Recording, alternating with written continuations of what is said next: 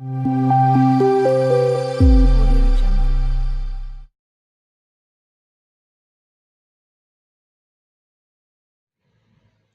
গরমের দিনে একটি শিয়াল বনের মধ্যে দিয়ে হাঁটছিল।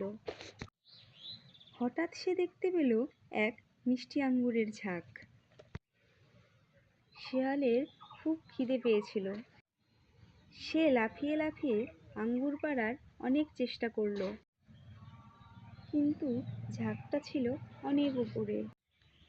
অনেক চেষ্টা করেও না পেয়ে সে ক্লান্ত হয়ে বসে পড়ল।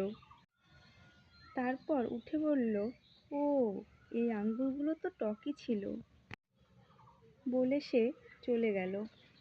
অন্য পশুরা হেসে বলল, শিয়াল না পেয়ে দোষ দিচ্ছে। শিয়াল মুচকি হেসে ভাবল, অহংকার ঢাকতে কখনো কখনো বুদ্ধির মুখোশ পরতে লাগে।